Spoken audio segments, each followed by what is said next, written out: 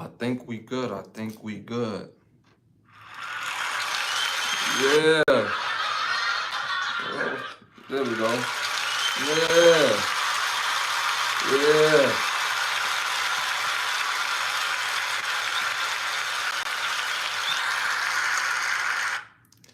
Y'all already know what's up, y'all. What's good, y'all? What's good, y'all? What's good, y'all? What's great? Thank y'all for tuning in to another episode of Can the Brothers Get a Rap podcast. I'm your host, Ashley Lovechild. I want to thank y'all for tapping in. A special shout out to my co-host, my brother from another mother, Santana.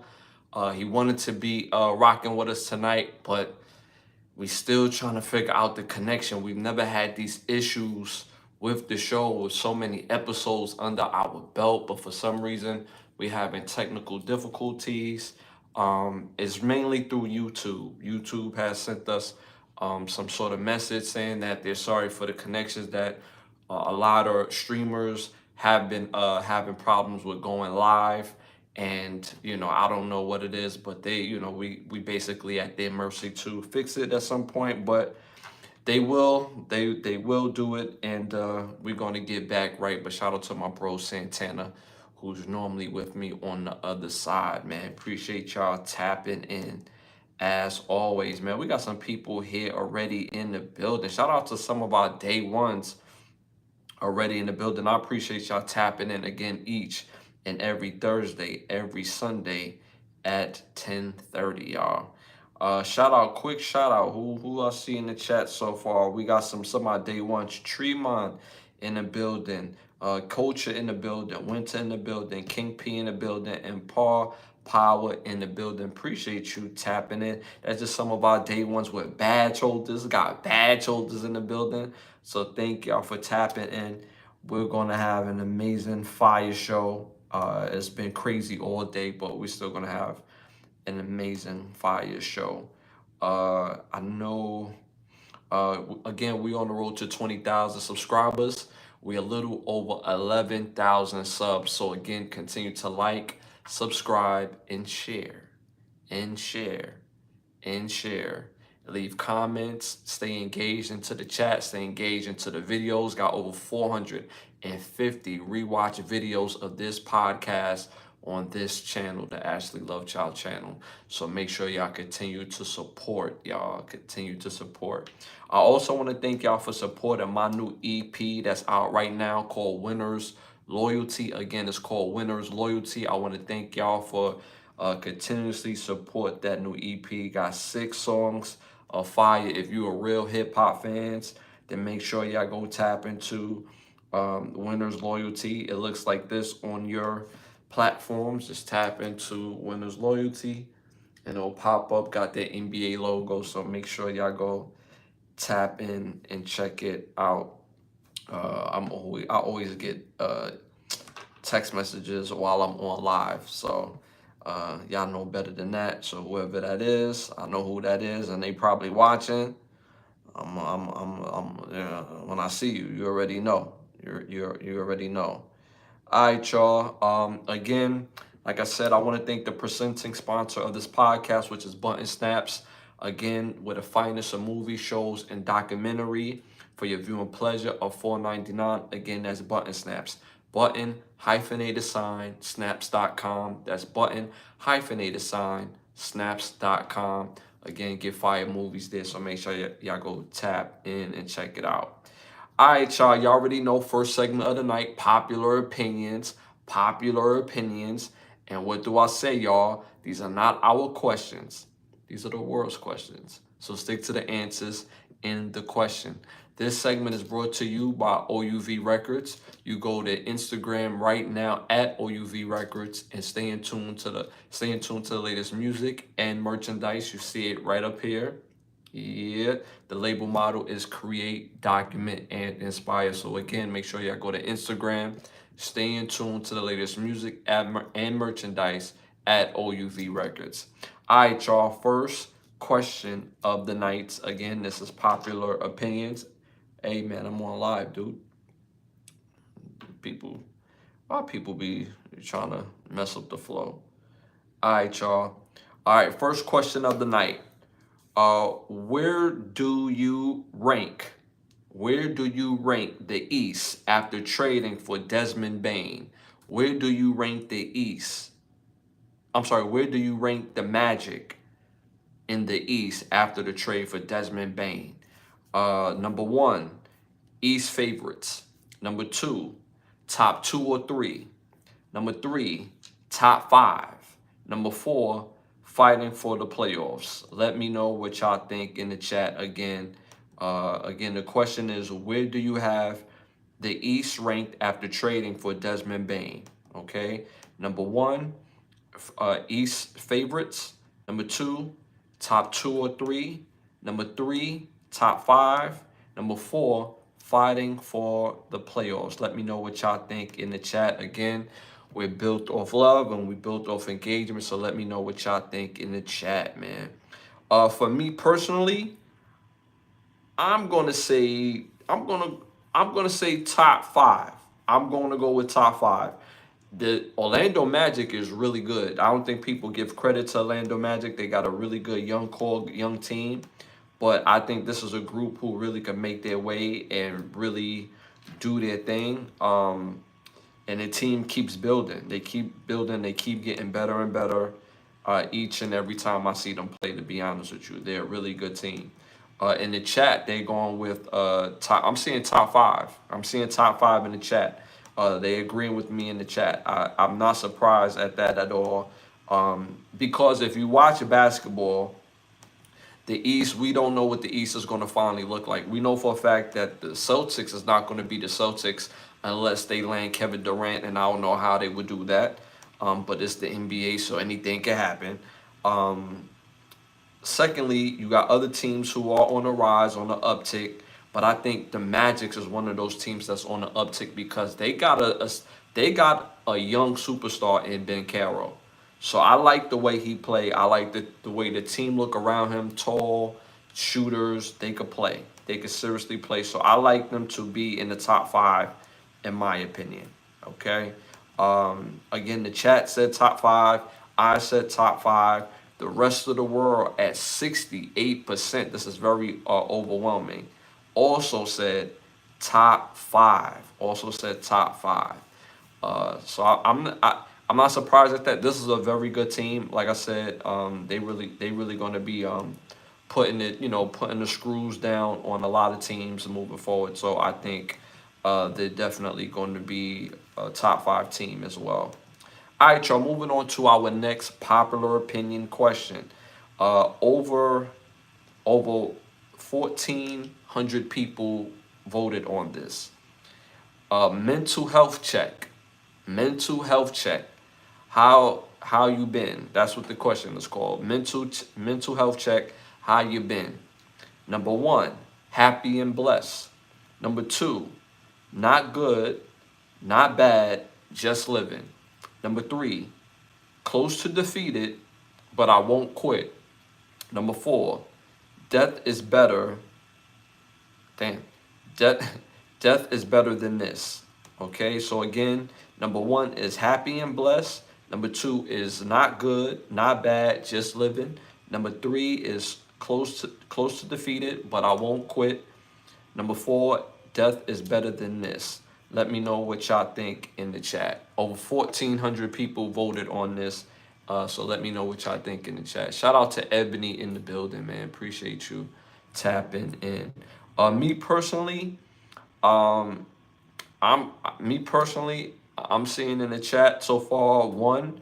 I'm gonna say happy and blessed myself. I agree with you. I'm happy and blessed, happy and favored. I I think I went through a depression about 2023. I think I went through a depression. The reason why I say I feel like I think I went through a depression around that time is because everything around me at that time just stank. It didn't feel good. I looked at the glass half empty instead of half full. So at this point in time, I'm definitely happy and blessed because your mindset and mentality is the basis of everything, and that's my opinion. So if it feel good, if you're working hard, you're doing the very best that you can, then guess what? That's a blessing in itself. because no matter what you get in life, you always gonna be looking up. You know what I mean? If you go out tomorrow and get you a $10 million house, you're gonna be happy for a little while, but you're gonna start thinking like, damn, how does a $20 million house look? You know what I mean? So it's always that you kind of want to push the narrative or feel like you got to push the narrative. If you get you a nice car, you get a nice brand new car, you're like, damn, I love my new car. Look at that. But you like, damn, I want this like to get a Benz. You know what I mean? So it's always something. In the chat, they also said not good, not bad, just living. Hey, ain't nothing wrong with that. Again, I felt like I went through depression in 2023. So I'm gonna say I did go through depression in 2023, and I was feeling not bad, not good. I was feeling worse than that, way worse than that. But that's not necessarily a bad place to be. That's just being real. That's what I love about the show. It's a place for us to be real. So in the chat, I'm seeing happy and blessed, and I'm also seeing not good, not bad, just living. The rest of the world at 48% went with not bad, not good, just living. Over 1,400 people voted for that. All right. Uh, I'm blessed, but building my channel. So until it hits, I will be not bad, just living, but not any way depressed. Okay, that's what I'm saying. I was definitely depressed. That's why I had to differentiate what you was saying and what the chat was, what everybody else was saying. And you get what I'm saying. So at the end of the day, I know exactly where that's at, but I don't. It's not a but to it, but just to add on. No matter where we are in life, we're always at a beginning, right? There's a slogan that says some lambs are made for slaughter, right? And if you think about it, in some sort of way, we're all lambs. Like we could be experts at one thing, but be food in the other. And we have to do our very best to prepare us not to be food. So, but the biggest thing is the mentality. If our mentality is always right, no matter what, if we're at the beginning or the entry level, we're going to continue to rise, and it's based on our mind. So the mind is the most powerful thing that we own. So, I'm a big believer in that. All right, y'all, moving on to our next popular opinion question, our last popular opinion question of the night. Another basketball question because it's so relevant right now. What team on this list you want to see Kevin Durant? What team do you want to see trade for Kevin Durant on this list? What team do you want to see trade for Kevin Durant on this list?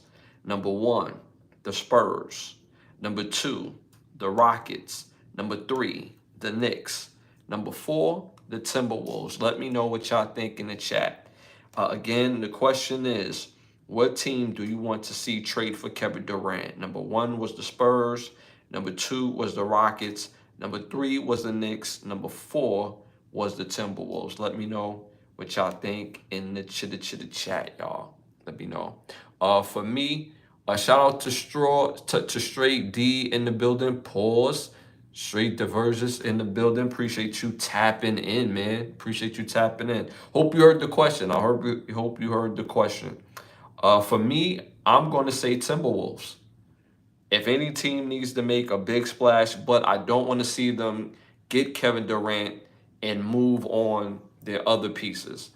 If they have to give up picks, if they have to give up, a young star coming off the bench, fine.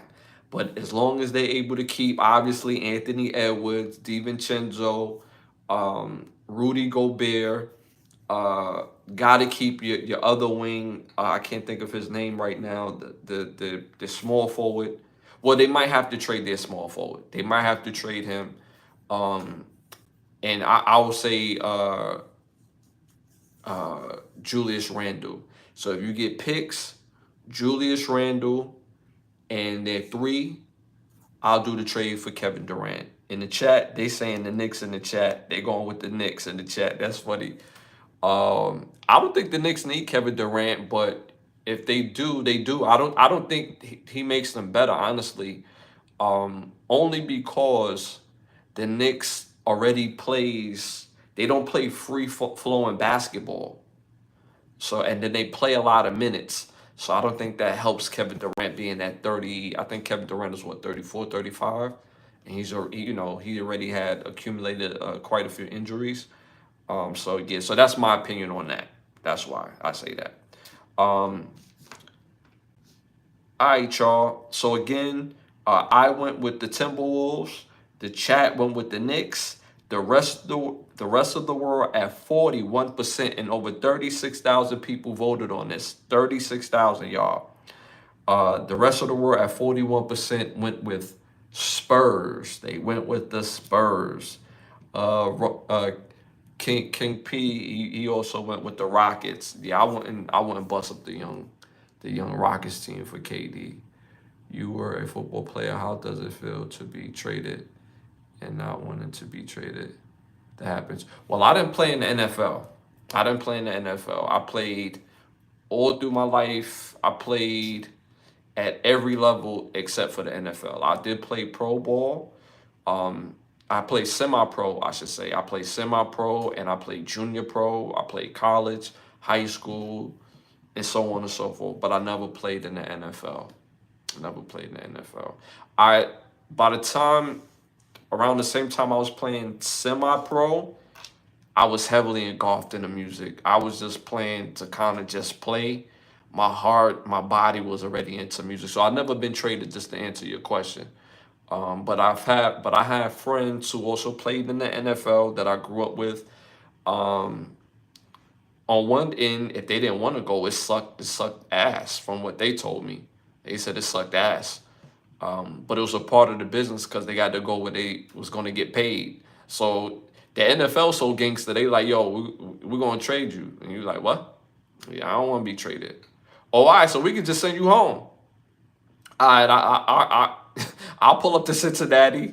You know what I'm saying? I'll pull up to, you get what I'm saying? Like one of the low market teams, so I'm pretty sure they rather make that check. So.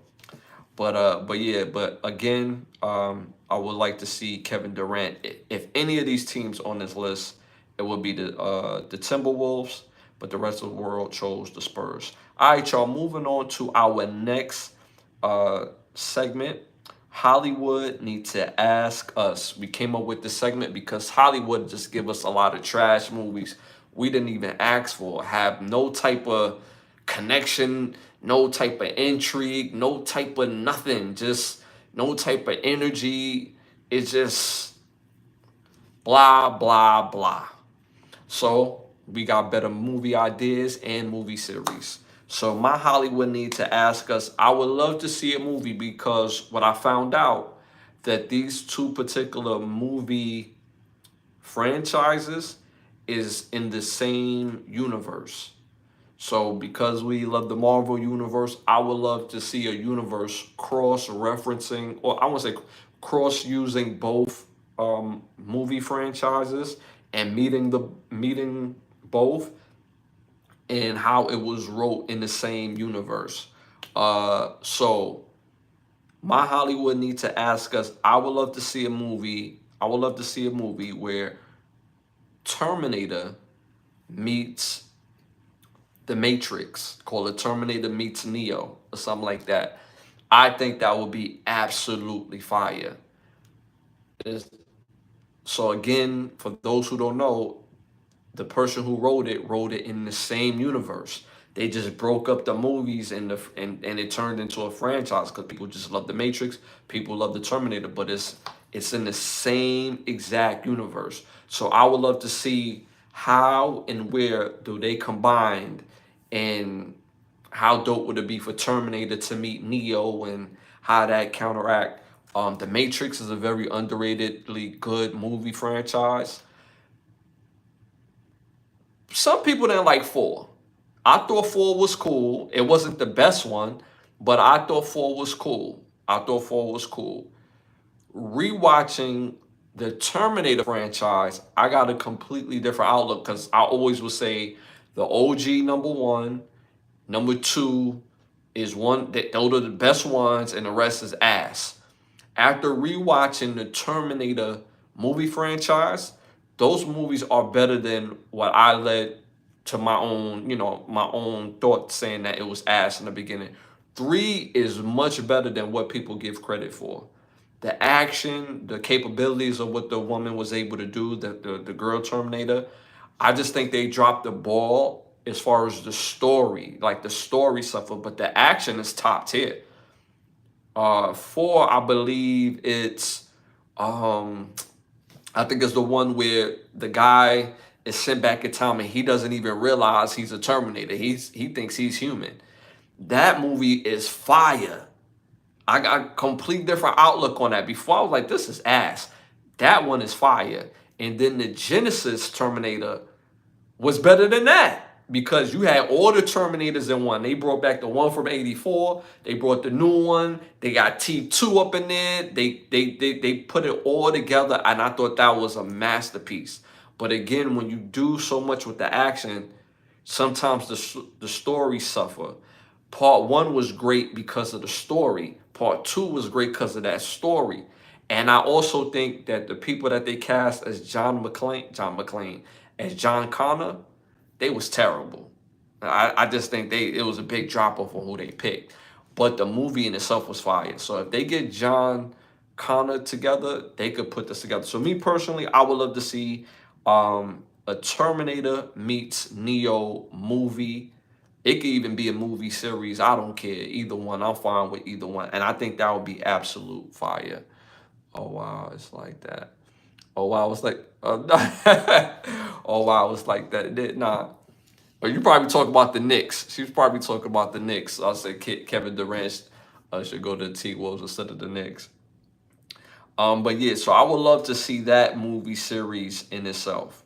All right, y'all. Moving on to our must-see movies, y'all. Again, 169th episode of Fire Movies, and we got some more for y'all. I'm gonna try to give y'all some movies y'all never heard of before. So make sure y'all tap in.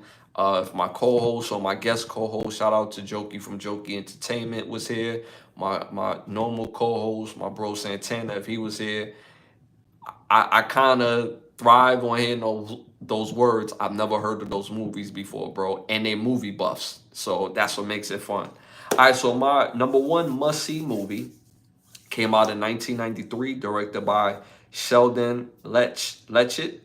This movie stars Mark Didakos, Paco C. Petro, Richard Coco, Stacy Travis, Gregory Lewis, and Jeffrey Anderson Gunter. This movie is called Only for the Strong. Fire movie, must see movie. It's a classic on top of that. Old school where a young man was in the service, learned all types of servicemen skills and fighting wars, came back home to Miami, to his hometown, to go back to his high school, and you have to see the rest of the movie. I won't ruin it for y'all, so make sure y'all see Only for the Strong. Fire movie. Second must-see movie came out in 1996, directed by Ted Kashif. I'm sorry, Ted Kashif. This movie stars Judith Light, Jay Thomas, and William Ross. It's called A Strange Affair. This is one of the most bizarre movies I've ever seen in my life because when you watch it and you think of the reality of what's going on, for me, I'm like, hell no. And there's two leading men in this movie, right, with the woman. I couldn't be either dude at all. So you have to see the movie. This movie's about a young woman who's working and she's fed up in her marriage. She's completely tired in her marriage. The husband constantly cheats. He constantly takes money out the bank account. And you have to see the rest of the movie. I won't ruin it for y'all. So make sure y'all tap in to see A Strange Affair. A shout out to William in the building. Appreciate you tapping in. Hit them 100s. Hit them likes. Hit them 100s. Hit them likes, y'all. Stay engaged. Hit them 100s. Hit them likes, y'all. So make sure y'all see that. And my third must-see movie came out in 1985, directed by Louis Teague.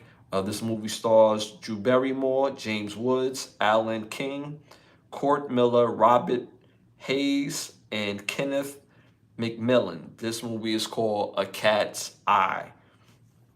Horror movie. Them Stephen King movies back at them times was top tier. It's about a cat. A cat going from a cat makes his way to a young girl, and the cat is witness of watching the rest of the movie. I won't ruin it for y'all, so make sure y'all tap it to see A Cat's Eye. So my 3 must-see movies, y'all. Again, this is Thursday night, so you got the weekend. Number 1, Only for the Strong. Number 2, A Strange Love. And number 3, A Cat's Eye. So make sure y'all tap in to see these movies. These are must-see movies, especially A Strange Affair. Like that threw me for a whole loop. In A Strange Affair, I seen the cat one. Yes, it's good. The cat one is a classic. The Cat's Eye is a classic. I don't know if y'all avid Martin fans, like we are Martin fans. That's what Martin get the joke, telling Gina when they break into Pam's apartment, trying to find out if Tommy, what Tommy does for a living. And Gina turned on the light. He's like, yo, you got to use your cat eye. You got to use the cat eye. So that's where that joke come from that movie. All right, y'all, moving on to our must hear. You know I'm going to give y'all an artist that you must hear, y'all. Whether it's R&B, whether it's hip-hop, whether it's brand new, whether it's old school. True hip-hop fans or true R&B fans, I'm going to give y'all that good energy, good vibe on the music. All right, y'all. My featured artist for y'all to go listen to is it's an R&B group called Low Key. Again, it's an R&B group called Low Key. They got 3 must-have songs to put on your playlist. Number 1, Got a Thing for You. Number 2, Stay a While. Number 3, Don't You Know By Now. So 3 must-have songs on your playlist. Again, I Got a Thing for You. Number 2, Stay a While. Number 3, Don't Know By Now. So make sure y'all tap into those songs. Yo, just reading the titles though, I'm not gonna hold you. Like old school R&B, even though the songs are fire and it's not on that type of time, but the titles sound kind of creepy, right? The title, like, I Got a Thing for You. Like, you know what I'm saying? Like, you know what it is. You know what I'm saying? I got a thing for you, right? And then Stay a While is like, yo, what you walking out the door for? Stay a while. That's kind of creepy to tell a woman, yo, stay a while. You know what I'm saying? Or Don't You Know By Now? Like, that sound kind of creepy, but make sure you tap into those songs. The songs are not creepy. They're actually fire. Top tier R&B, old school R&B, 90s sound. So make sure y'all go tap into the group Low Key. Shout out to Ebony, Shaking My Head, Ashley Kills. Every episode, I have never heard of these movies.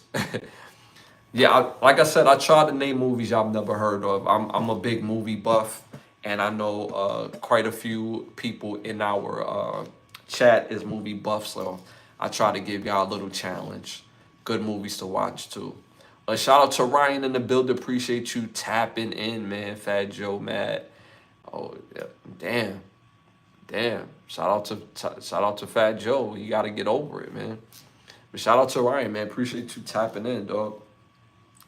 All right, y'all. Moving on to our next portion. Our must read. I love books. I'm a big avid reader as well. Make sure y'all tap into the book called Decisive. It's called Decisive. It's a book about helping people make decisions and the thought process on making suitable decisions and not just kind of be like a chicken with your head cut off. Because I know quite a few people that's kind of like, spacey. They doing one thing, then they doing another thing. This is a book that helps give the tools to just make decisive decisions. This book is by Chip Health.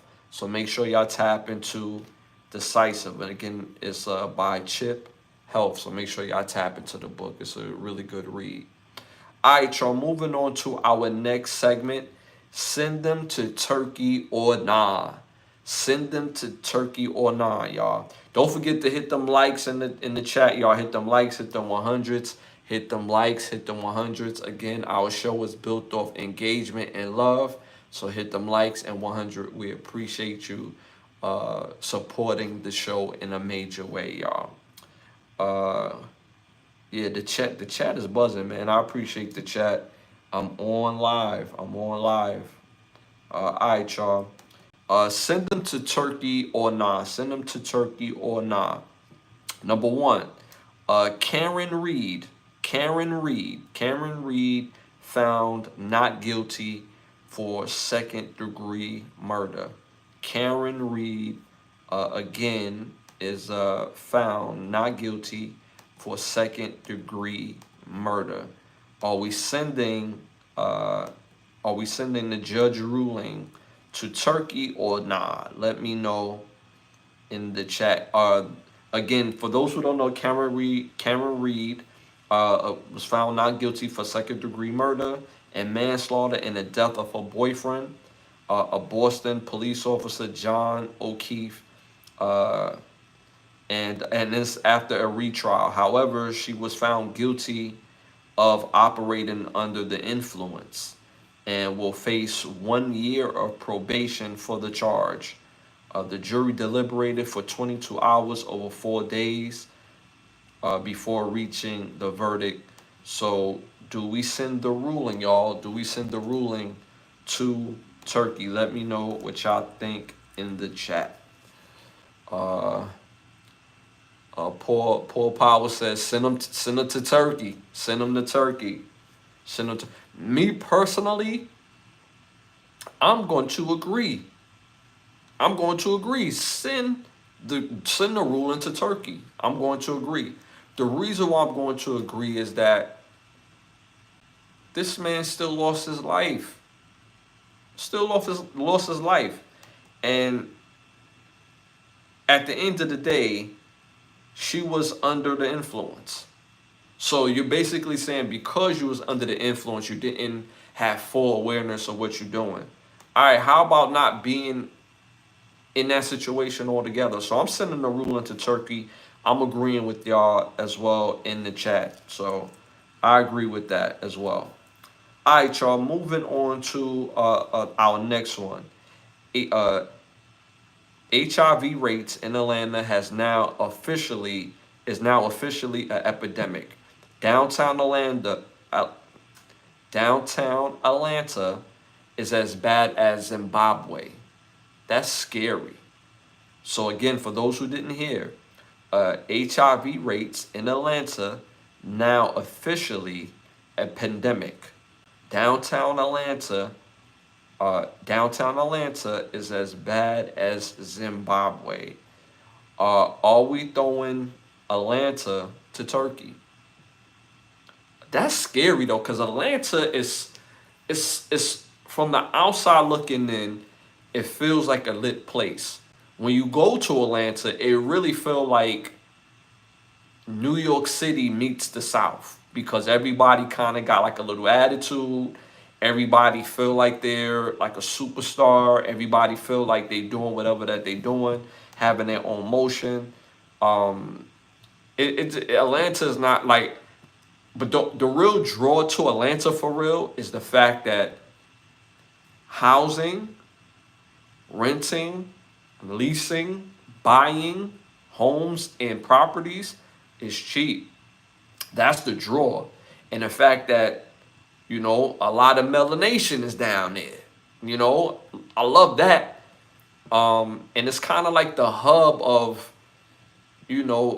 of America, in a sense, of our America. You know what I mean? So, but the fact that the HIV rates is up like that through the roof, that's scary, man. I've been to Atlanta plenty of times. I've had a good time in Atlanta plenty of times. I've wrapped it up all the time. And that's a scary thing.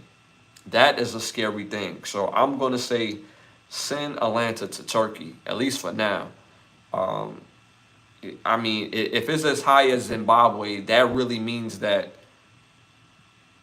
1 out of 3 people may have HIV in Atlanta. That's crazy. That is absolutely scary. And then it doesn't help because the women in Atlanta is gorgeous. They're gorgeous. They built like superheroes too. They look like action figures. Got body, abs, you know, top, bottom, pretty nice looking women. So that's crazy. Send Atlanta to Turkey, all of them grow folks, to be held accountable, passing around and not using condoms. That's a fact, man. That's a fact. What are you saying? Shout out to Pirello in the building. Appreciate you tapping in. But yeah, man, that's a fact, man. Like, that's just nasty work in my opinion. I don't think we realize as a community how detrimental that us not practicing safe sex has on the community. Don't you know, and this is not Atlanta, this is worldwide. Don't you know 1 out of 2 adults in the United States has herpes? At this point in time in 2025. In 2025, 1 out of 2 adults in the United States have herpes.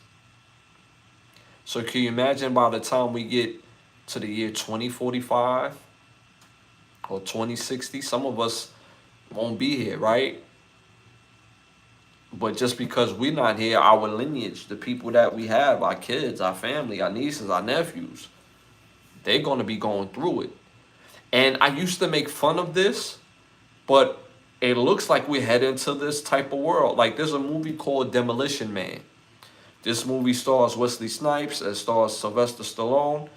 And they had a scene in the movie where Sylvester Stallone, because they had froze Sylvester Stallone's character and Wesley Snipes' character into the future, right? So now they're coming into the new future and a whole bunch of stuff is changed. And one of the things is Sylvester Stallone and I just said a name too. Oh my God. Sandra Bullock character, they like each other. They in the house and she asks him like, yo, would you like to have sex? With a nice smile on her face. That's a wonderful, ladies, I will say that. That's a wonderful thing. You just asking, man, hey, would you like to have some sex? With a nice Kool-Aid smile. You know what I'm saying? That's very generous. Use condoms, but that's generous. But to make my point, I used to make fun of this movie in this aspect because in that scene, she like, would you like to have some sex? And he's like, yes, of course. Speaking my language, like, this is what I came back to the future for, baby. So he takes off his clothes. She comes back in a robe. She's smiling. Got her a basket full of something. She gives him a headset. Like, yo, put the headset on. He's like, okay. She puts her headset on. And she's like, yo, just sit here and relax. Their version of sex was the thought of sex. So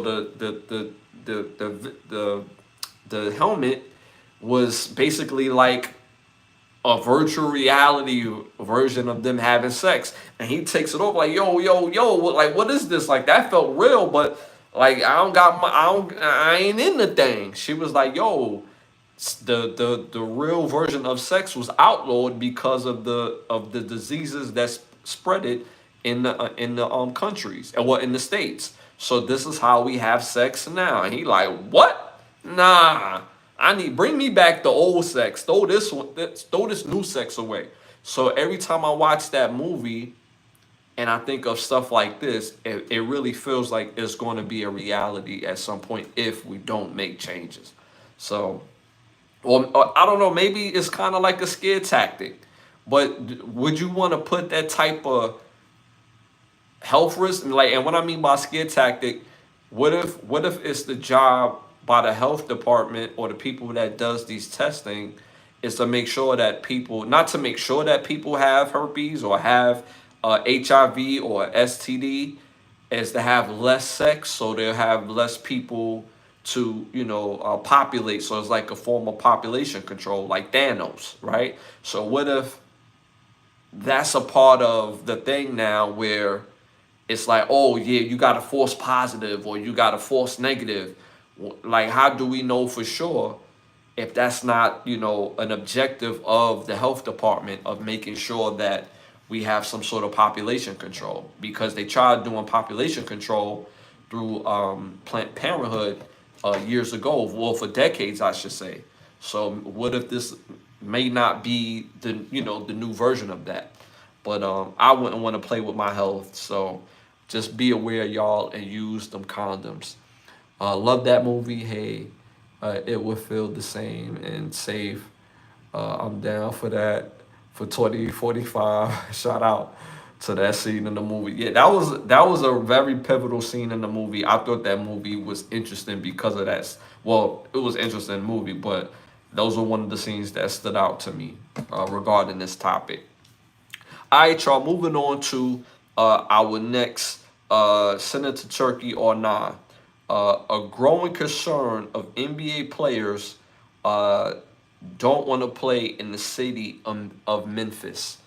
Um, Memphis has probably one of the highest crime rates in the United States, and a lot of NBA players are saying that if they're free agents, they're basically never going to choose Memphis unless Memphis basically offers them a bag, something crazy.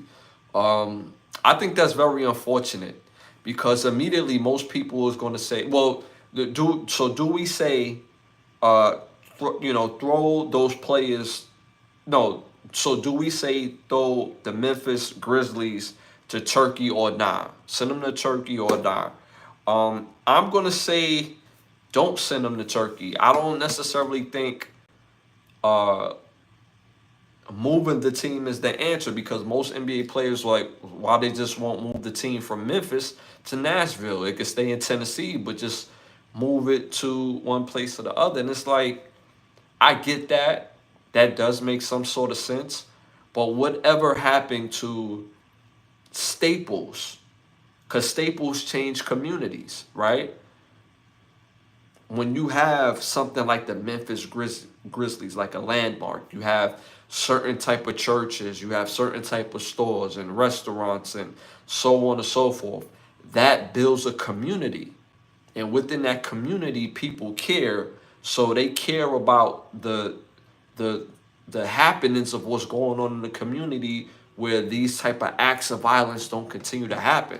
So if you move the Memphis Grizzlies outside of Memphis, it's like, damn, what else is going to be in Memphis? I mean, they already have the Memphis University team where they got the basketball and football, but having them in Memphis should still be a mainstay. Memphis is still a great city when you go there and you can have a good time.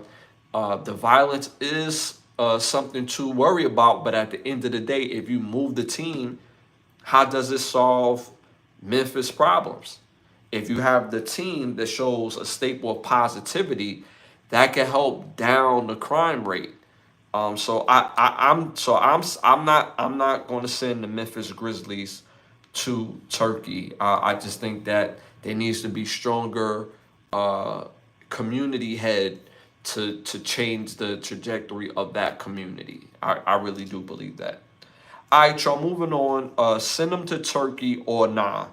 Actress Tiffany Haddish says that women are genetically modified. The more unprotected sexual partners they have. Again, actress Tiffany Haddish says women are genetically modified the more unprotected sexual partners they have. Are we sending that comment to Turkey or not? Let me know what y'all think in the chat. Me personally, I'm gonna say no. I'm not gonna send Tiffany Haddish comment to Turkey. That has some sort of property to that. That has some sort of properties to that as far as like the statement. That's based on some sort of logic. Because if you're having sex unprotectedly and and random guys there's nothing up in your guts, that's DNA. You're leaving DNA inside you.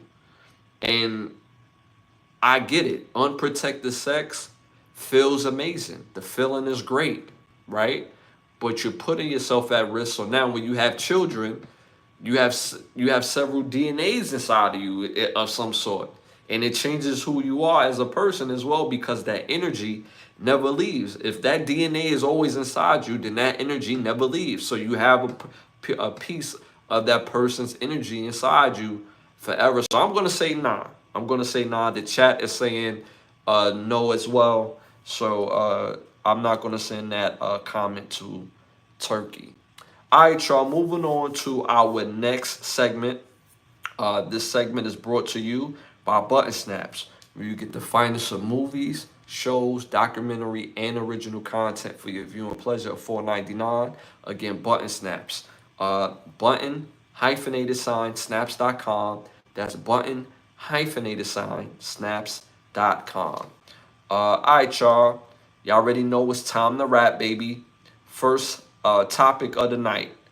Rapper Cameron signs a multi-million-dollar deal with Revolt. Talks with Flea podcast. Talks with Flea podcast. Let me know what y'all think about that in the chat. Talks with Flea in the chat. For me personally, Talks with Flea, it's off the hook. Talks with Flea is off the hook. Like, it is what it is with him and Mace and Treasure Wilson. Great show. I really feel like they're speaking from like the barbershop, but if they're making it a little bit corporate, dress fly, you got the dope setup, and it's basically barbershop talk. But they do a great job in being entertaining as well, right? Talks with Flea is basically Cameron telling his stories and have his takes, but the way he does it, sometimes he could be a little he's not politically correct, which we love that real side of it, but at the same time, sometimes it get too real. I think it's a great move for him.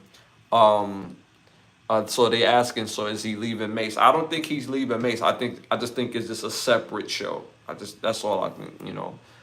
He's gonna have more than one show. Like Shannon Sharp does it with Club Shay Shay, and then he has, I believe, the show with him and Ocho Cinco After Dark. So I just think it's just one of those type of situations. But I like that for him, though. I like that for him. Talks with Flea. And I think that would be I think it's a great idea. And hey man, he got multi-million-dollar deal. So shout out to Cameron, man. Keep doing well. Keep progressing, man. All right, y'all. Moving on to our next hot topic. Comments made by singer K. Michelle on the Cam Newton podcast. It was some comments made by K. Michelle on the Cam Newton podcast. I'm going to play the audio. To make it easy for y'all. Let me play the audio real quick.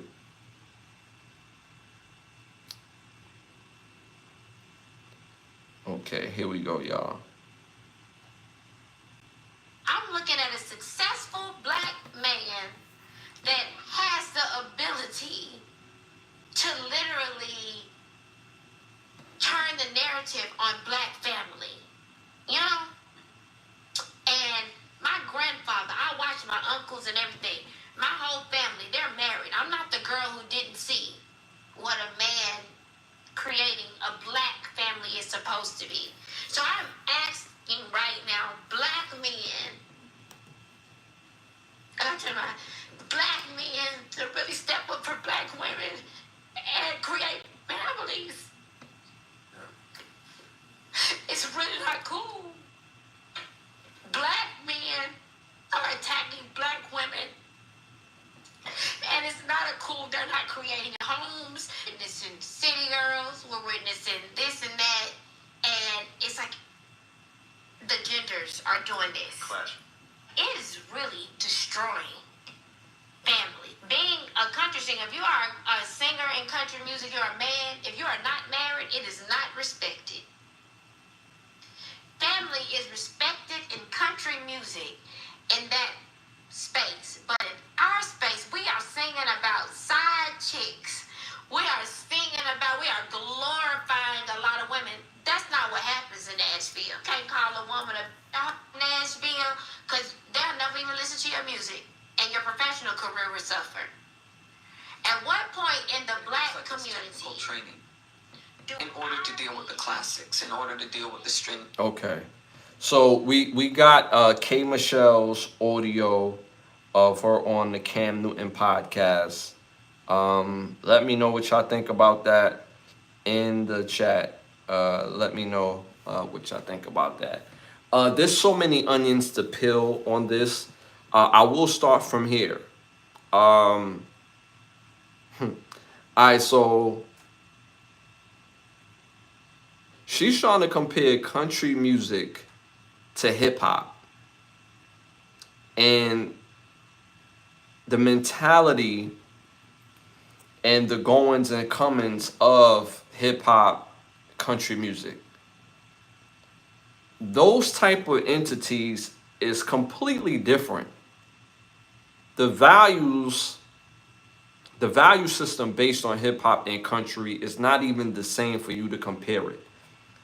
She may have had a point if she was comparing country music to gospel, because gospel has a foundation that believes in family. And in the gospel space, ain't nothing but brothers and sisters, right? When you're in the church, it looks better when you have your family. It looks better when you are that you have your wife and your children, and you surround yourself by people that's on your same wave, and having religion be a foundation in your relationship, in your everyday life. Hip hop has religion, some sort of religion, but is not a strict path of religion of what she was trying to say. Hip hop is a culture all in itself that's based on rebellion. So how can you compare a rebellious culture to a conservative culture?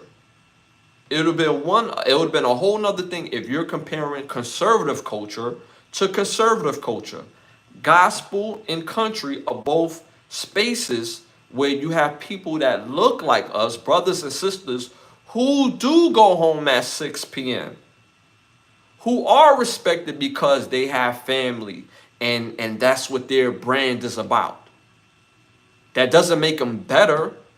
Just because you sticking it out with somebody and you stick it with somebody that y'all really don't get along no more, y'all just keeping it together because y'all just think that that's the best way in the eyes of God for you to move. But those are the cultures you need to be comparing against. So I found it very disingenuous that she would even compare the two, based on a bigger point that she was trying to allude to about us as brothers not protecting women and our women. So because I'm speaking on this, I'm not protecting her.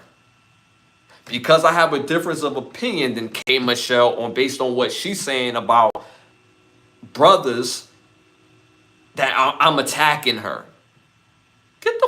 Get out of here with that. If you say BS, you better stand on it, because it was BS. I come from a family where all the men from my family take care of their children. Every single last one of them. I don't know not one dude, grown man, that don't take care of his children in my family. 95% of the men in my family is married. 95%, that's high. That means you get with one of us, yo, you stuck with one of us, baby. 95%. I'm not a part of that 95. I tell you that right now. And that's by my choice. But that other 95, oh yeah, they get a scrappy dude with their boo. They do. The reason why I'm not married is out of choice, because to me, marriage is something that's between man, woman, and God. And there's ways to take care of the family financially without having the business of marriage. That same business of marriage, they have something called policies. Within those policies, give you the same access, give you the same do right as if you're married. Because marriage is not about what it looks like to other people. Married is literally between man, woman, and God. And if I do all the other things as far as my policies and making sure that my family structure is in place, then that's what it is. Because in this country, and this is where the spin comes in, K. Michelle, you're selling hope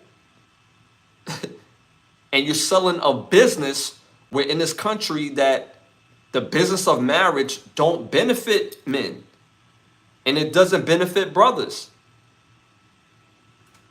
There's not one married man that I know after what I just said is like, yeah, but Ash, but no, because that's based in logic. So at the end of the day, disingenuous again.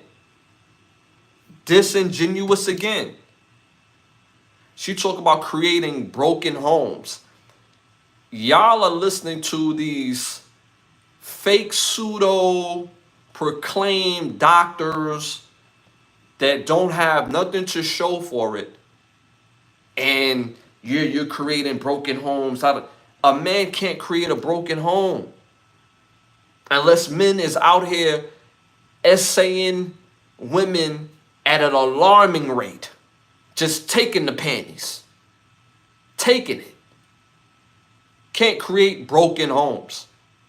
By him being there is a home, is solidified based on your interaction with your baby father.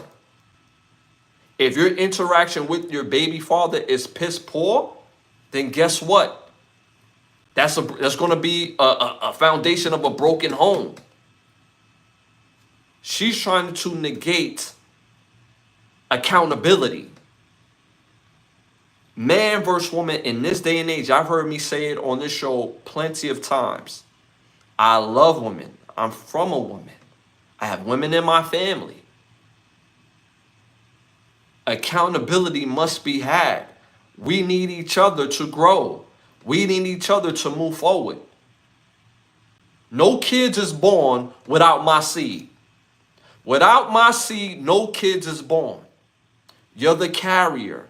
You're the mom. I'm the dad. We need each other. That child need us together. Now, there's women who've done it by themselves, and there's men that did it by themselves. Are we going to continue to run that narrative? No. Disingenuous again. So at the end of the day, she's speaking from a place of what she sees in the media. Because if the men in my family take care of their children and is married, she spoke on that the men in her family who are married and take care of their children. So my family and her family is the only men that are brothers that take care of our families and that are married to the women that they're dealing with. Are we going to say that? No. So that's another narrative that she's trying to continue to perpetuate that goes on in the hip hop community, when all you see a lot of these fathers who are from the 90s, from the 80s, 90s, 2000s, 2001s, they're with their children. They're standing with their kids, giving them opportunity. You got Growing Up Hip Hop. You got other shows like Love and Hip Hop. Even though Love and Hip Hop is a trash show, but it shows lineage. It shows that this parent who was a legend or was doing something in music, they have children and they're in their children's life, both mother and father. That's something to stand up for. So you're creating a narrative or running with a narrative, not necessarily creating a narrative, but you're running with a low-hanging fruit of a narrative that's not true. When we have too many examples in our community of hip-hop that shows different. So where you going to go with that from now? Then she goes on to say that we don't protect our women. Another BS. Because in our community, like we got to be real with this, y'all. In our community, we have to be very aware on how we handle each other, especially dealing with women. women have to understand there's accountability that has to be owed as always, because men, when we face accountability, we face the ultimate price. So my mom and my mom's friends and the women in that era, they was of the business of protecting their husbands. My dad.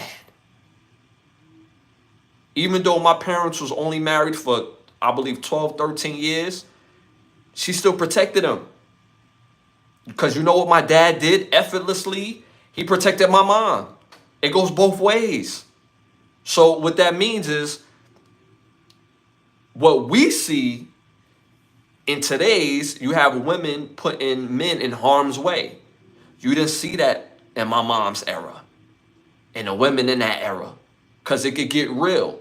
When a man decides to protect his family, it gets real. His life is on the line, always. So to say that is disingenuous in itself, especially in the culture of hip hop. So you mean to tell me that people could treat Blue Ivory any way they want to? I think not. You mean to tell me people could treat, I believe her name is Destiny, any way they want to? This is Nas' daughter, oldest daughter. Angela Simmons, Vanessa Simmons, right? So these are the only fathers that protect their children. You could go to the neighborhood, to the average hood, and fathers are there in their daughters and their sons' life, protecting them, protecting their women. That's a narrative on some low-hanging BS that she ran with. And then to top it off, that wasn't said in that audio, she also said that she prefers dealing with white men. So what are we talking about? So you prefer messing with white men because in your experience, it was better for you, but there's no rings on your finger. You're dating. And the reason why you're dating, because nothing you say is wrapped in no type of substance. You're delusional. Any woman that will sit there and just change her body just cause is wrapped in delusion. You sit there, change your nose. You sit there, get a BBL. You sit there and get your breasts done. You sit there, get your butt. K. Michelle's the same person that had to have stuff taken out her butt or she was going to lose her life. Nothing she says could be wrapped in any type of reality. Nothing she says could be wrapped in any type of fundamental substance. You don't even like yourself, so how can somebody else like you? She's been around a whole bunch of top tier level dudes from the hip hop community, the country community, business community. You're wrapped in delusional, miss. So for you to say all this is so disingenuous, and you're not really for the culture by saying that, because you're saying low-hanging fruit tropes that's not reality. I'm done with her. Shout out to the chat. Shout out to the chat. She's giving crackhead vibes. Shout out to Bis in the building. B Miss in the building. Shout out to J Mel in the building. Some women deny their child to the father, trying to hurt the man in the end, and the child hurts. That's an absolute fact. And my take on K. Michelle, this is not me bashing women. This is me calling bullshit to her take. To her take. Because she said, in particular, in her family, so her family of men is the only strong family of men that take care of their families, that protect their family. I just said I came from a family where 95% of the men in my family marry their women, love on their women, spank their butt and everything while they walk past and everything. But it's a trope that you just running with because you're not getting the results that you want. Nothing you say could be wrapped in any type. That's like imagine somebody say, yo, just be real with me. Keep it real with me. Why you just won't keep it real with me? and they go buy new hair. That ain't your real hair. You go buy a new nose. That ain't your nose. You go get your lips done. That ain't your lip. You go get a beat. Like, nothing you say could be wrapped in any type of logic. It's disingenuous. She shouldn't even be talking. But if you're going to be talking about this, keep this in your circle where the rest of the world don't hear what you have to say because it sounds foolish. Moving on to our next hot topic. The Buss family. The Buss family, the Lakers, the Buss family has sold their majority stake of the LA Lakers for $10 billion to Mark Walter, the largest sale of a pro franchise team in history, y'all. What do y'all think about that in the chat? Let me know what y'all think about that in the chat. The Buss family sold, again, the Buss family sold their majority stake of the Los Angeles Lakers for $10 billion to Mark Walter.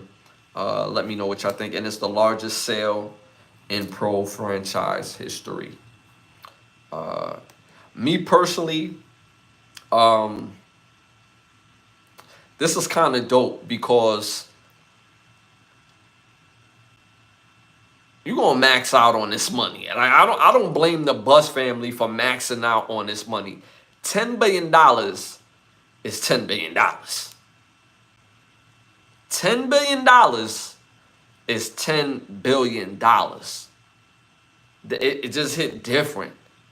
And I believe that's between her and her brother or brothers, if I'm not mistaken. So capitalize while you can. The Laker franchise is probably, excuse me, excuse me. The Laker franchise is probably top 5 franchises of all sports. At least, you know, if I just say American sports, I would say top 3. Like, I mean, you got the, and this is in no order. Think about it. You have the Yankees, Cowboys, Lakers, Celtics, Knicks. I'll put the Giants up there, the New York Giants. And probably the LA Dodgers is probably the top franchises in American sports, whether it's football, basketball, or baseball. I'm probably missing some soccer franchises. But those are the premier franchises. And for the Lakers to, well, for the Buss family to do that, not mad at it at all. Get your money. Get your money. Get that money. Not mad at it at all. They will never spend $10 billion. That is a fact. That's a fact. I don't, like, what do you spend $10 billion on? That's a fact. You can never spend $10 billion. Never. Never. Because what most people don't realize, when you get that type of money, and this is why you can never spend that type of money, with that type of money, you get access to a different type of credit. So you could use that cash to leverage credit. Live off your credit and pay the interest, and this particular cash you never touch. So it basically pays on its own interest having this type of money. When you start playing in this type of money, because that money, you could put a policy on it as well, and through the policy within 20 to 30 years, it collects a whole nother interest. So for example, it could turn something as $4,000 into $1.9 million. So imagine if you say, I'm going to use 400 million and turned it into 1.9 billion just by sitting there. So I mean, this is a different type of money. So shout out to the family. Shout out to Donald in the building for tapping in 10 billion and still own a percentage of the team, so they still getting paid off of them. That is a fact. That is a fact. I did leave that part out. Very, very good, Donald. Appreciate you for throwing that one in as well. That is a fact. They still getting a percentage. They'll never go broke. Like I would use my percentage to pay my taxes and to pay my interest, because if they do it that way, they already leverage the other money, which they basically have credit, and their credit is unlimited. They don't have, you know what Kevin Hart used to say back in the day. I got a checking and a savings account, and how it works is, so they don't got them type of problems. You know, they could just do whatever they want financially. But when you have that type of money already, there's nothing else to buy. There's nothing else to buy. There's no car that you can't buy with, $1 million that's gonna cost $10 billion. So they got every car, every clothes, every house, all, everything that they ever wanted. So at this point, it's just basically getting it ready for the next generation. So they got that money that they just never go broke. Never go broke. So shout out to them for making a great business decision. All right, y'all, moving on to our next hot topic. Question. Should the ring culture be a factor of players' greatness in sports? Should ring culture be a factor of a player's greatness in sports? The reason why I asked this question, it comes from the heels of the LeBron James interview with Steve Nash. And basically, LeBron James basically is saying that he doesn't understand or doesn't know why the discussion means so much to have rings when you're a great player. And he was trying to base his reference point from players like Allen Iverson, Charles Barkley, Dan Marino, guys of that nature who was great but never won rings. Should ring culture be a factor in a player's greatness? I play football, I play basketball, I boxed, but I never played in the NFL, I never played in the NBA. Winning matters. So for me as a fan of the NBA, of the NFL, winning matters. Now, can somebody be great and never win a ring? Of course. We see it all the time. But is there levels to it? When you start breaking it down in the conversations, yes, absolutely. Rings should definitely matter in it. So for the point that I'm making, right, and this is no shade, I'm just making a comparison, right? We're not going to sit here and say Robert Horry is better than Tracy McGrady. Robert Horry has several rings. Robert Horry was a good player in his own right. Robert Horry played like 3 different positions in the NBA. He played small forward, power forward, and center. All in the NBA. And he was really good at all 3. He was also a piece in a team that's winning a championship. So he just wasn't on the team just getting a jersey and getting time when he get time. No, he was a piece in every team championship. Was he the player of Tracy McGrady caliber? No. Who should be ranked higher? Tracy McGrady. But if Tracy McGrady had won 2 rings, then Tracy McGrady conversation would be on the heels of Kobe Bryant. Right? Because you see the talent and then you see the rings. So rings does matter. Losing also matters. Going to the championship and not winning the championship a whole bunch of times, that matters. You didn't do what it takes to get your team over the hump to win a chip. So does ring culture still need to be a part of a player's greatness? Yes. It's always been a part of a player's greatness. Why do we want to get to this era in time and now it's not a big deal? So what's the purpose of playing in the game? I had a disagreement with my guest co-host, Jokey from Jokey Entertainment. That's one of my bros, an actual friend. And we was having the discussion on the Knicks. And I was like, the Knicks was a disappointment this year, even though I'm not a Knicks fan. But they was a disappointment this year because they didn't win the championship. He was like, "How's that disappointing? Like nobody expected them to go as far as they go." That is a fact. That is a fact. And by Knicks' normal standard, it was a successful season. But you played to win. You played to win championships. That's what makes it an unsuccessful season. And they lost to a team that they had. The Knicks had more talent than the Indiana Pacers. The Pacers is just a better team. They know how to play off of each other better than the Knicks. So it was a disappointment that the Knicks were supposed to make it to the championship based on their talent. Did people see it in the beginning? No. No. But you messed around and found out. You played to win the game. You played to win chips. So when you don't win chips, it matters. If you're not going, so for example, if SGH, I don't know if they won tonight. I didn't see the ending of the NBA playoffs. Let me look it up right now because the scores could be in. Let me just look it up because I want to make my point. So the Pacers won. The Pacers tied it up 3-3. Okay, I'm going to bring that up later in the show. They tied it up 3-3. So let's say if SGH, the Oklahoma Thunder, they win the championship. And SGH goes on to win 4 more championships.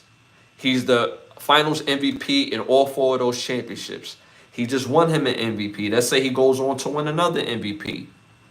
Based on his accomplishment and based on his skill set, should he be in a conversation with Magic Johnson, Isaiah Thomas, and Steph Curry?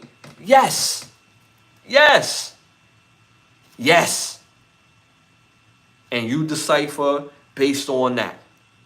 So I honestly think that LeBron James is trying to switch the narrative on ring chasing because he been to the championships 9 times.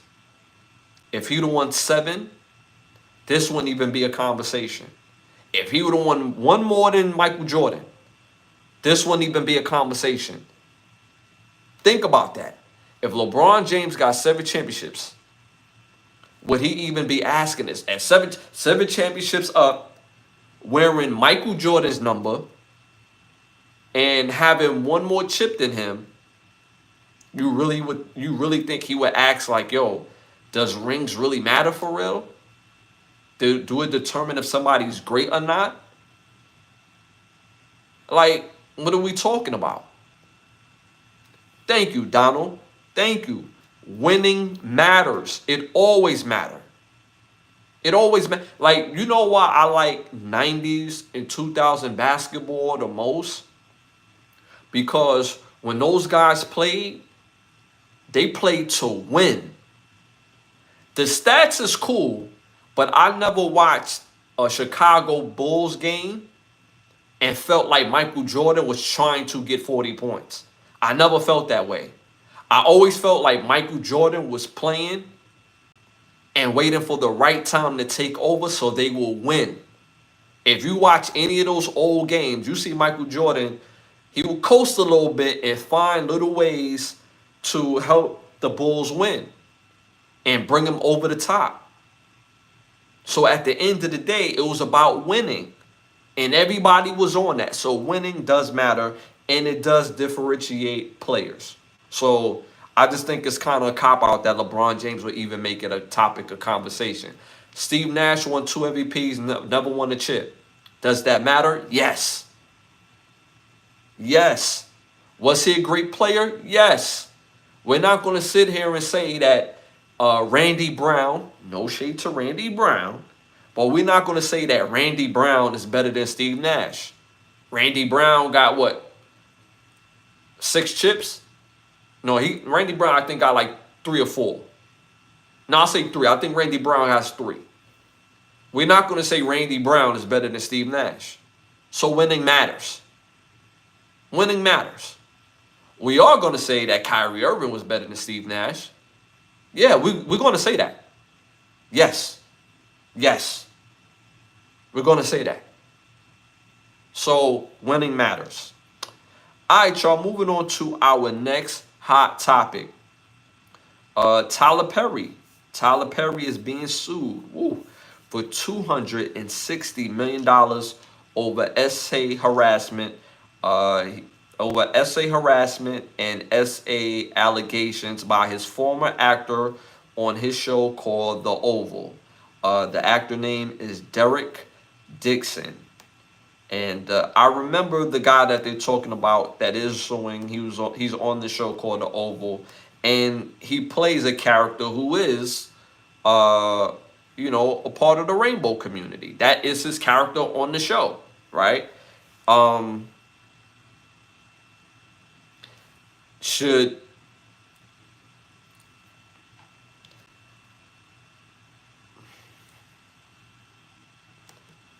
should Tyler Perry be playing in the fields that he's working in?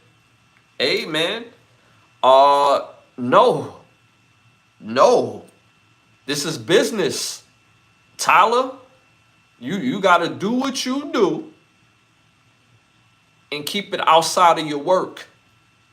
We see it all the time, whether it's man, woman, now man, man. You got to keep it outside. You got to keep it outside. And these are all allegations. So there's a text message thread between him and Tyler Perry that was also released.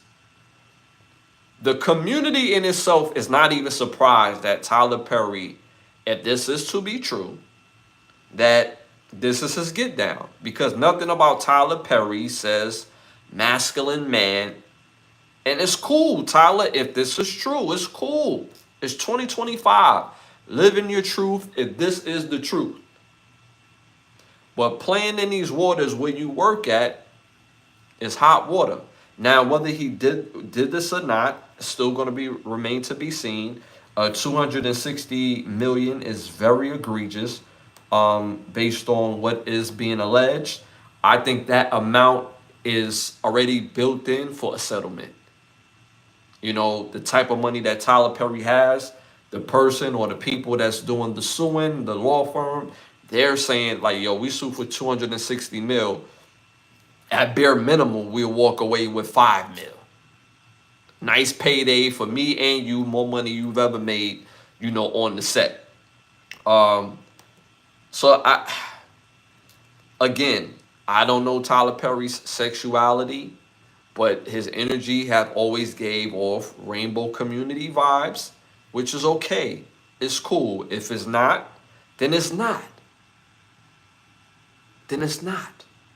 But this particular man who does indulge, I don't know if he indulged in the rainbow community, but he does on the show, on the Oval, and he's saying that he was sexually abused and harassed so much to the point where Tyler Perry, I don't know if he pulled his pants down, but he did grab his cheeks and press them against the wall, and that's what's being alleged that Derek Dixon said that Tyler Perry did to him on set. So, or at a party. I believe this was at a party. So I again, we're going to see what happens, but the community is not even surprised about this. And I'm not going to divulge to what Tyler Perry stands for and this, that, and the third. I don't got no dog in that fight. I like the fact that Tyler Perry has his own studios. He's giving jobs to melanated people. He's giving jobs to everybody, but melanated people to show their talent. And not only that, he's paying melanated people top dollar. So I like that fact. So I'm not going to sit here and bash him on that aspect. I'm not bashing him even here. This is all what's being alleged. So shout out to Patrick in the building. He just tapped in. Appreciate you, Patrick, for tapping in, man. So, we're going to see what happens with this case. I just think it's interesting. There was another actor, Christian Keys. He had made some mentions, but he never mentioned Tyler Perry's name. But if you look at Christian Keys' catalog of movies, he's only done one major production house that he was alluding that he was at a party, he got drunk, He went downstairs, fell asleep in the bed, and this particular person who's a major Hollywood player of the community was in the bed, tried rubbing on him. Then the same person pulled up to his house with the script and was basically like, yo, I'll give you 100,000 to see you naked. He was like, yo, I don't even play like that. He's like, yo, I'll still give you the money. So he had made these claims on live. And then he said, well, yeah, next week I'm going to tell you who it is. If da da da da da. And he never said nothing. So, you know, so this could be alluding to, allegedly, to Tyler. So we're going to see what happens with that. All right, y'all, moving on to our next hot topic. Pro Bowler Jair Alexander was released by the Green Bay Packers, now signed with the Baltimore Ravens, reuniting with college teammate Lamar Jackson. Let me know what y'all think about that in the chat, for those who are my football fans out there. Me personally, I think this is fire. Anytime you get a chance to play with your college teammate, you know, somebody you've gone to war with, one of your brothers, blood, sweat, and tears, it gives a different energy to the team. Even though Jair Alexander plays defense and Lamar plays offense, this brings a balance to the team, because if you got a mentality on offense and you know your brother carries a mentality on defense, that expectation, like, yo, we need you to get a stop, baby, so that way we could go out there and do what we do on offense, that brings a different type of brotherhood to the team. So I like this move for Jair Alexander. I think he's in a way better situation with Baltimore than he was with the Green Bay Packers. I hate it for my Chiefs, because every year teams just get better and better, and it makes it harder for my Chiefs to go to the Super Bowl, but we still figure it out every year. So, but shout out to Baltimore. I think this is a great pickup for them. Jair Alexander's a great player. He's been riddled with some injury, but I think he's going to have a great year this year. I think that's a great move for the Ravens. I'm telling you, I think this will work for them. Again, being familiar with your, you know, with the team, you know, your college buddies, it just gives a different energy on the team. So I like this move for the Ravens as well. All right, y'all, moving on to our next hot topic. Cassie is an audio out right now. It's an audio out right now. Cassie threatens a man, claims that he saw the freak or videos. And she says, and I quote, "I will cut you up and put you in the dirt."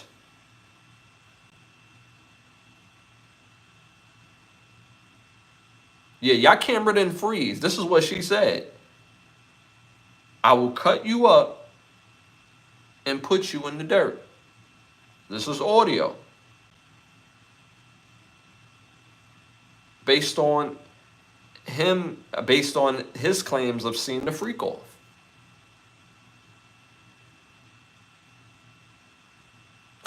So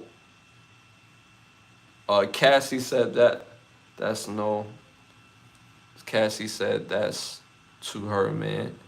No, this is, they didn't say, they didn't specifically say who it was to, but this is, she's saying to somebody that she has a discourse with. I can't imagine a woman telling her boyfriend this, like her boyfriend seeing, you get what I'm saying? It's like she's telling some dude this that's seen the sex tape, that has access to it. And mind you, this is over the phone. This is not, you know, in passing somewhere. This is over the phone. So, I mean, at the end of the day, I mean, like, what are we doing? Shout out to Khalid in the building. Appreciate you tapping in, man. Hit them likes, y'all. Hit them likes. Hit them likes. Hit them 100s. Hit them 100s in the chats. Hit them hearts. Hit them hearts. Hit them hearts, man. I appreciate that, man. But yeah, I mean, like, Cassie, like, what are you doing? What? Like, I said this from day one. Cassie is a victim in a sense where what she went through in that video with Diddy, she's a victim in that situation. That was wrong. There's no man that would look at that and be like, yeah, that was cool. As men, we will say, like, yo, I wonder what happened that led up to that. Anybody that's logical thinking, ask that question, because men, we just don't wow women up. Majority of us, we just don't. There's a couple of nuts out here, they nuts, but majority of us don't wow women up. So it makes us think, like, what did she do to lead up to that? Not saying it was her fault, but what led up to that, right? And then seeing the disturbing behavior of or his actions by him doing what he was doing, it's like, dude, what are you doing? He completely tweaked out. So, but there has been reports and suitable sources, people who are actually friends of Cassie, that says that she capitalized on the right moment, but her persona to the public through this case of being a victim is not completely accurate.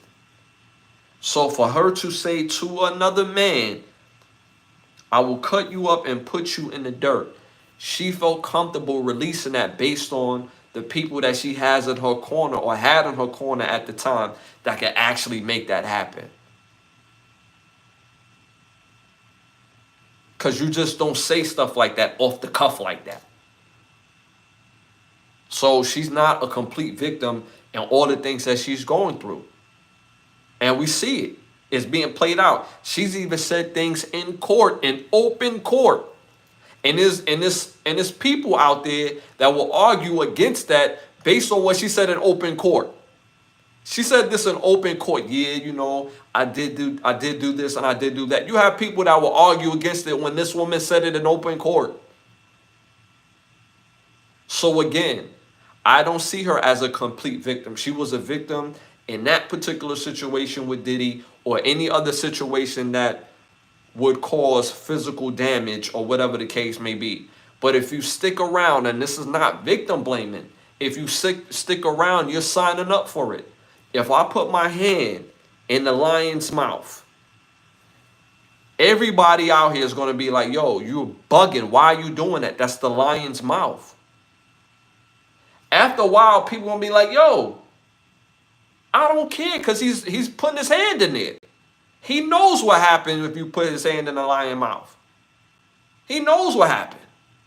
Oh, but he's young. How many times did it take you to get burnt for you to realize it was hot? At what age did you learn that?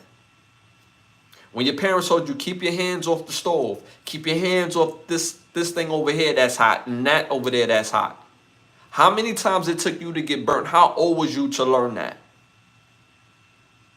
So if you're signing up for this type of behavior by sticking around, then guess what? So this is what she said, and you can hear the audio. The audio is available. Again, Cassie threatens a man that claims that he saw the freak off, and she replied, I will cut you up and put you in the dirt. So again, I don't see her as a complete victim, but the media and the way it's being played out has her as the media darling. So, and then you have former friends who were actually her friends that was in her life, that she told to them, like, yo, I know this situation is crazy, but I'm never leaving. I'd rather be here than be over there doing whatever people think I should be doing. This is what she said. So, be mad at that. All right, y'all, moving on to our next hot topic. In NFL legend Adrian Peterson, poker night fight card. Hold up, this is crazy. NFL legend Adrian Peterson get into a dispute that stemmed from a poker game, and it led to blows. Let me know what y'all think in the chat. Hit them hearts. Hit them 100, y'all. They got the visual of this happening. There was some sort of disagreement while playing poker, and AP. It took people to hold back AP. AP's a strong individual. He got rid of those people, and him and the individual had fisticuffs. I think this is unfortunate, man. Like, Herm Edwards, I don't know if I'm getting the quote right, a former NFL coach, college coach, Former NFL player says, there's nothing positive open after 10 o'clock at night.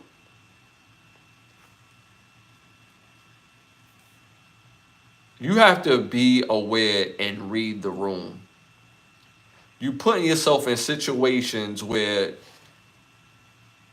you have something to lose and the people in here don't. So Adrian Peterson got to do a better job in reading the room and reading the situation. Now, do I blame Adrian Peterson? Because some people will say, like, damn, look how much bigger Adrian Peterson is to the guy. That doesn't matter. We got to get rid of that. When men deal with men, regardless on size, height, weight, that should never matter. Because if you're a 5'5" man talking crazy to a 6'3", 200-pound man, then whatever happens, you signed up for that. That's accountability. Now, just because a dude is 6'3" doesn't mean he's going to win. I've seen little guys body big guys. And not in a killing sense, but in the sense of fighting. I've seen that. Quick, pick up, slam, bam, nothing but punches. I've seen that. Yes. Yes. I played football all my life. I boxed damn near a quarter of my life. I've seen little guys put big guys down easily. So that's why my views with men, when we have altercation and when we're dealing with stuff, I don't want nobody on the side like, damn, but you messing with the small guy in the room. So if I'm messing with the small guy, then you jump in, bro. You tag in. You tag him. You tag yourself in. You come get this work. Men have to be men. Just like I talked about women having accountability, men have to have accountability too about their business. If you're going to talk stuff, you don't expect another man to show up to fight on your behalf. That's crazy. I don't even understand where we get that from. You talk crazy to me, I talk crazy to you, and I'm like, yeah, I'll beat you down. But I won't beat you down. I get one of my homeboys to do it. What? Nah. No way. No sir, bop. Not happening. So at the end of the day, men have to deal with men's situations. With Adrian Peterson, he has to read the room. You have too much to lose. Whether it's your reputation, good name, money, you're going to be deemed as the bad guy. So read the room. All right, y'all, moving on to my next hot topic. They found remains over 796. 796. 796. I said that 3 times. That's a lot. They found remains of over 796 babies found inside a former sewage tank on the site of the homes ran by nuns. This Catholic home was for unmarried women and their babies. And this and again is ran by the nuns, so it's like a branch of the church. So it's ran by the Catholic nuns. It closed in 1961 after children died there. But they found remains over 796. So if they closed it because children died there at that particular time, the over 796 had nothing to do with the reason why they closed. So basically, I can't imagine the horrors. This is like a real live version of Jeepers Creepers. You know the part where you go into the Jeepers Creepers lair and all those body parts is, make up the wall, the ceiling, the ground, and everything. That kind of gives you, like, this kind of gives me that vibe. 796 babies found inside a former sewage tank. Like, this is wild. This is wild. I've never heard of anything like that. This is wild. Again, the home was for unmarried women and their babies This place was called the Bond Secures Mother and Baby Homes in Western Ireland. This is crazy. This is crazy. I'm like, can you imagine what they was doing for them to have over 796 remains here? Obviously, they was doing the most, obviously, but the church is supposed to be a safe haven. The church that's told to people from my community is supposed to be a place where you could go praise God and get refuge. Whether it's physical, you get some sleep, some substance, some food, mental, spiritual. This is supposed to be a place where you recharge itself.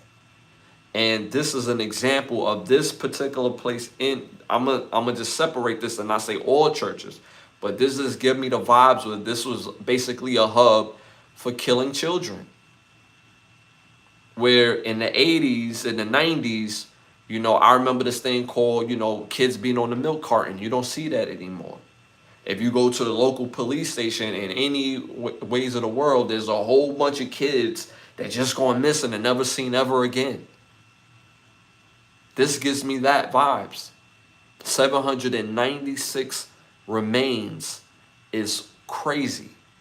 And I just can't believe something like that actually happened. And they closed this in 1961. So majority of these families has never got any closure from their missing child.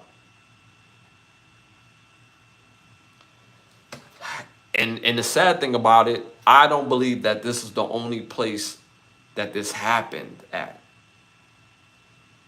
I really do believe that. This is not the only place.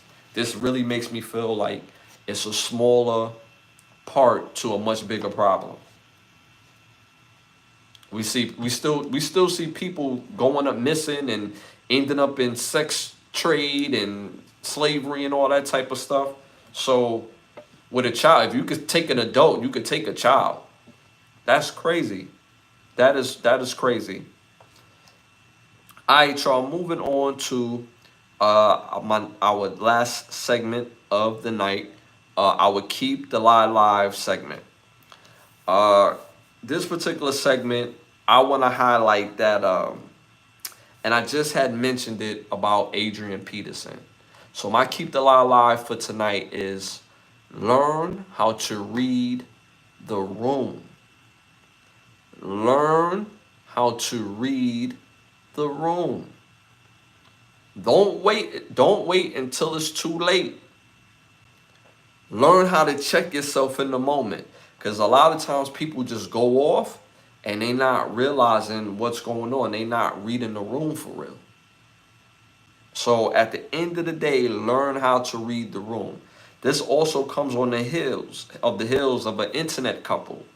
An internet couple was known as the Frenchman and the Duchess Dior. This particular couple was seen going live, and they was going back and forth, revealing details in their relationship that was just obviously very toxic, and it's unhealthy. There's no way to heal based on the things that they were saying about each other, of themselves, and it was just based in dysfunction. Their last live together, the boyfriend or the husband, he didn't like what his woman had to say. And that was the last live she was seen on and ever did.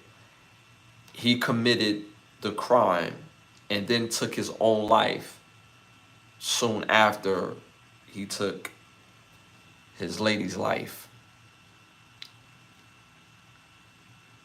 Learn how to read the room, y'all. Don't let the internet be a space for foundational healing. It's great to use the internet as a place of healing because you could share your experiences with people and y'all could bond through that. But if you're having an experience with somebody that you're sharing your life with, that bond is supposed to be for y'all and y'all first. What y'all share to the world, you're going to receive all that negative back because you're giving negative into the world. And unfortunately for her, and I'm not victim blaming her, she didn't read the room. He didn't read the room because he was saying things about her. She was saying things about him. Based on the things that she said about him, he had enough. She said it right before she went off, is that I gotta die about that, huh? This is what she said. She said she had said something. He said something. So she must have seen him coming. And that look in her eyes of fright and realized, yeah, I done went too far. Again, I'm not victim blaming her because the things that they were saying about each other, that line had been crossed several times. Not to the line where you want to murder someone, but to the lines where you realize you and that person should no longer be together. Learning how to read the room. And I know they had a life together, but based on how they was dealing with their problems, and he done said it out his own mouth that he go upside her head basically on a regular basis. And she chose to stay. And as they're going back and forth, she sees him coming. And she said, I guess I gotta die about that, huh? And he unalived her, unfortunately, and then unalived himself. So people, learn how to read the room. It's very unfortunate because most people are not speaking of the fact that they had children. And they not only lose dad, but they also lose mom. And those children is going to be deeply affected because they don't have anyone from their foundational family left. Mom and dad, whether they have grandma, grandpa, whether they have uncle or auntie. Their mom and dad is no longer around.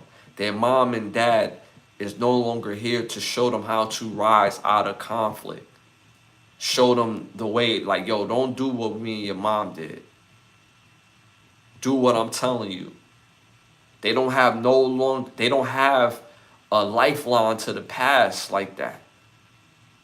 And the children is very young. So my heart goes out to the family and those kids because this is something that did not have to happen. So learn how to read the room. If you're in a relationship and you are going back and forth with somebody and it's toxic, you have to really think to yourself, because I know people don't do this in a moment. You love this person at one point in time. You love this person's stinking drawers at one point in time. How do we get here? And how can we get back to where we were or better? Or how can we separate and keep the peace? Because neither one of them had to lose their life. So learn how to read the room. That's my Keep the Lie Alive for this episode. Hey, yo, shout out to Paul in the building.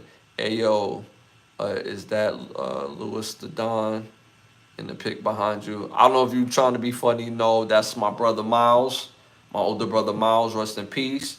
That's my co-host, my normal co-host Santana. That's me over here. That's my pops.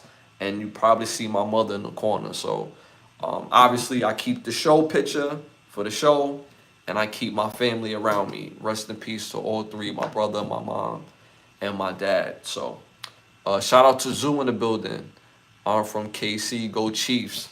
You see the hat, right? You see the hat, right? You feel me, Zoo? You see the hat, right? Title Town, baby. I talk heavy mess. As a Chief fan, I talk heavy mess. We've been trashed for so long. We've been trashed for so long. Now that we Title Town, I'm talking big mess. I got words for everybody. What's up? What's happening? We going back to the Super Bowl this year too. Just to let y'all know. And we winning. We winning. Holla. Chiefs is winning the Super Bowl this year. Holla. So shout out to Zoo for being a Chiefs fan. Not trying to be funny. My bad. Nah. Shout out to Paul. Shout out to Paul. Nah. It's all good, brother. It's all good. Appreciate you supporting the show, man. Hit them hearts, hit them 100s in the chat. Shout out to Biggs, my bro Biggs, man. Appreciate you tapping in. Hit them hearts, hit them 100s in the chat, man. Appreciate y'all for real.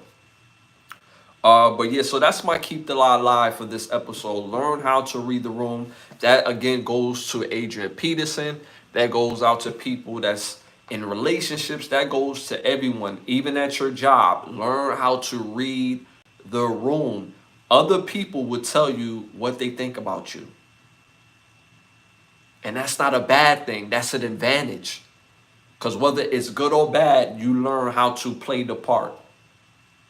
You learn how to wave your power over them. Just telling you what I know, y'all. Learn how to read the room. Learn how to read the room.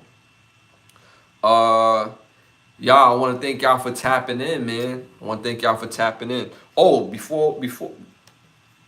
so for those who don't know, the Indiana Pacers beat the Oklahoma City Thunder in Game 6, 108-91.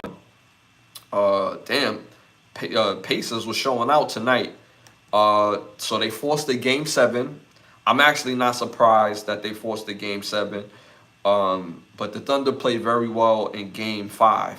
But Shai Gilgeous only had 21. So to his standard, that's pretty low. And the team, everybody else on the team was basically that as well. The Pacers won in Pacer fashion. Nobody necessarily had a great game. Obi Toppin came off the bench with 20 points. Halliburton had 14, 5 assists. And the rest of the team, Pascal Siakam, 13 rebounds, 16 points. Andrew Nembhard has 17 points. This is one of the better series that we've had in a while, and we had some really great series. This particular series is not great as far as big market teams, right? These are not big market teams. But the NBA better be ready, because the better players is in small market cities. So the NBA has to do a much better job in promoting these cities. They have to do a much better job in promoting the NBA, the finals. This is the finals. There's no way the NCAA Final Four should be a bigger draw than the NBA Finals. It's the NBA. Y'all got all types of money to promote any and everywhere. There's no way. So the NBA has to do a better job in promoting the finals. And the reason why I say this is the better finals that we've had in a while, I'm talking about as far as teams and as far as talent. The Pacers, you're going to see majority of the successful NBA teams model the Pacers' style of play. You see how for years people try to model Golden State. Before them, they try to model Phoenix. They're going to try to model Indiana Pacers on how to build a successful team. So they have to do a better job in putting their money into the finals and spreading the word. Would this be a bigger finals if the New York Knicks was in the finals? Yeah, because it's New York, and New York is going to promote, right? But that's lazy as hell. The NBA got all this money but don't have a promoting budget? Give me a break. So the NBA has to do a better job, and the biggest stars and the best stars in this new era are all in small market cities. All of them. Except for maybe Luka. Except for Luka. Luka's with the LA Lakers. He's the only superstar that's in a big market. Jalen Brunson is a great player. He's a star player, but he's not a superstar. I know y'all Knicks fans are gonna be like, "What you mean, bro?" He's not a superstar.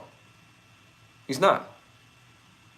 He's a great player. He's a star player. There's a difference between being a star player and being a superstar. A superstar is a draw. That's all that is. Luka is a draw. Shai Gilgeous is a draw. If Halliburton wins, he will become a draw. Right? That's how it works. Anthony Edwards is a draw. Melo is a draw. LaMelo Ball, he's a draw. So again, the NBA has to do a better job in spreading the word. Like even football, like there's nothing bigger than the Super Bowl. Nothing bigger than the Super Bowl in football. College football is better than the NFL. It's way more exciting. The games mean more, and every week is a championship. And what I mean by every week is a championship, the way they put the pageantry, the way they have, 106 people in the stands, it's beef. It's always, it don't matter if you go to Michigan and you go to Ohio, it's always beef. Always beef. If you go to Nebraska and you go to Colorado, it's beef. So as big as college football is and the national championship is, that game is not bigger than the NFL. The NFL has the money to promote. You know what the NFL did this past year? They made the Super Bowl be free through Tubi. That means the NFL not playing no games. They not leaving no stone unturned. You gonna get this work. The NBA got to collect that same motto. So, but the NFL, Kansas City Chiefs, we're in a small market, and we title town, so they have to acquiesce. We got 1-5. You know what I'm saying? Shout out to Lamar again. Shout out to Lamar Jackson. They just got Alexander, but still got to come through Chiefs, baby. Got to come through 1-5. Got to come through 1-5. You know who 1-5 is? It's Title Town. You see the red. You see the hat in the background. Go Chiefs. All right, y'all. I'm done talking about mess. All right, y'all. Again, I want to thank y'all for tapping in tonight. Y'all been amazing for episode 169, Can the Brothers Get a Rap podcast. If this is your first time tapping in, we're on every Thursday, every Sunday at 10:30 p.m. So continue to subscribe, share, support. There's membership portions in the page. Links is in the bio. Different memberships grant you different access, so make sure you tap in. We also got a new t-shirt available for y'all to purchase. The Send Them to Turkey t-shirt is available also. Links in the bio, so make sure y'all tap in the new Send Them to Turkey t-shirts for the Can the Brothers Get a Rap podcast. Also, I want to thank some of the sponsors of the show: Bravo Section, Button Snaps, and OUV Records. If you're interested in becoming one of the sponsors of the show, you can hit me on Instagram at Ashley Lovechild. So again, hit me at Ashley Lovechild on Instagram if you're serious about becoming one of the sponsors of the pod. Also, we're on the road to 20,000 subscribers. We're a little over 11,000 subscribers. So continue again to like, subscribe, share.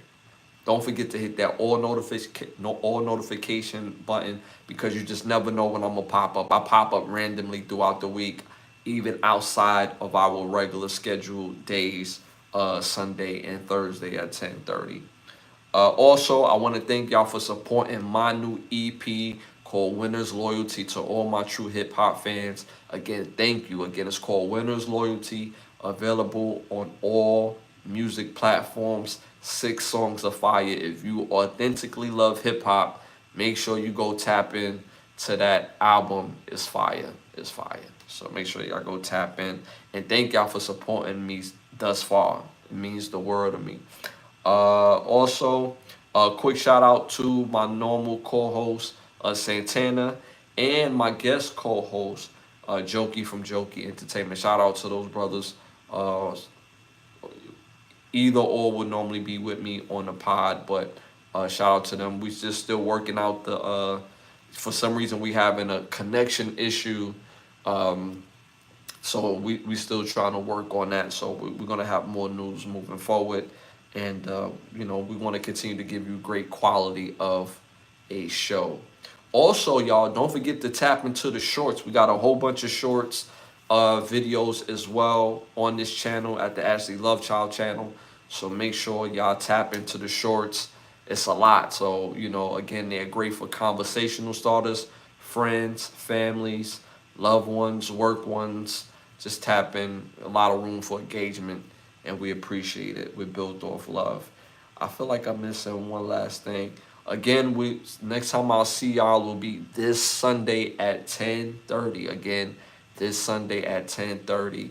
Again, tell a friend, bring a friend in, have some more fun, have great conversation, and I appreciate y'all tapping in. Shout out to Esteban in the building. Shout out to Critical Rick in the building. Shout out to Zoo again in the building, and all our day ones, badge holders.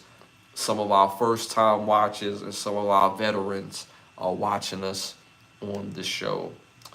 I feel like I'm missing something. I